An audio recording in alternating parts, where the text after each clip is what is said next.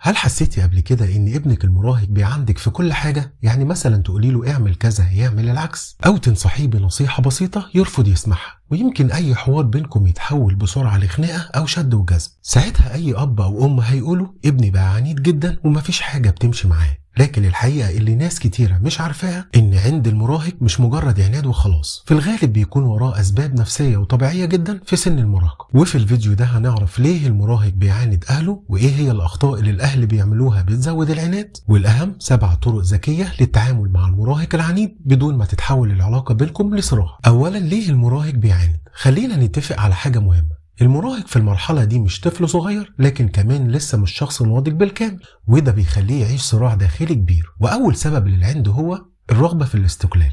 المراهق بيبدأ يحس إنه كبر وعايز يكون ليه رأي وقرار، لكن لما يحس إن كل حاجة في حياته عبارة عن أوامر، زي يعمل كذا أو ما تعملش كذا أو روح أو تعالى، هنا بيبدأ يرفض، مش لأنه ضدك لكن لأنه عايز يثبت إنه شخص مستقل. تاني حاجة، الشعور بعدم الفهم. كتير من المراهقين بيحسوا ان الاهل مش فاهمينهم ولا فاهمين مشاعرهم، فيبدأ يقول لنفسه طالما محدش فاهمني خلاص انا هعمل اللي انا شايفه، وهنا بيظهر العناد. تالت حاجة، الضغط النفسي. المراهق ممكن يكون تحت ضغوط كتير، زي ضغط الدراسة والمقارنة بالاصدقاء وضغط البيت وتأثير السوشيال ميديا. كل ده بيخليه احيانا يرد بعناد او عصبية.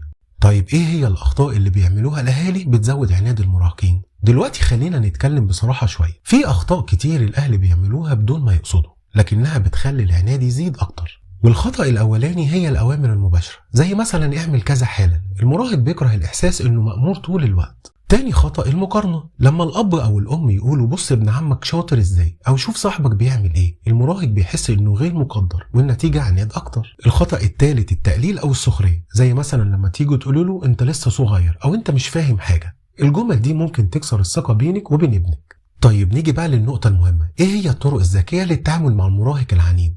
اول حاجة، محتاجين نسمع اكتر ما نتكلم. كتير من الاهل عايزين يتكلموا بسرعة، لكن المراهق محتاج حد يسمعه. اسأله انت شايف الموضوع ازاي، مجرد انك تسمعه ممكن يقلل العناد جدا. كمان اختار معاركك، مش كل حاجة تستاهل خناقة، في امور صغيرة ممكن تعديها بدون صدام، لان كتر المواجهة بيخلي العلاقة توتر مستمر. كمان مهم جدا ان احنا نتكلم في الوقت المناسب. لو المراهق متعصب او متضايق مش افضل وقت للنصيحة، استنوا شوية لما يهدى وبعدها نفتح الحوار. كمان مهم نحترم رأيه حتى لو مختلف. ممكن نقول له احنا فاهمين رأيك بس خلينا نفكر مع بعض. الاحترام هنا بيخلي المراهق اكتر تقبلا للنقاش. ومهم جدا نكون قدوة. لو الاهل بيتعاملوا بعصبية هيتعلم العصبية، لو الاهل بيتكلموا باحترام هيتعلم الاحترام. المراهق بيتعلم اكتر من الافعال مش من الكلام. وكمان نحافظ على العلاقة. اهم شيء في العلاقة مع المراهق انه يحس انك في صفه مش ضده. اتكلم معاه، اقضوا وقت مع بعض، وحاول تكون قريب منه، لان العلاقة القوية بتقلل العناد قوي.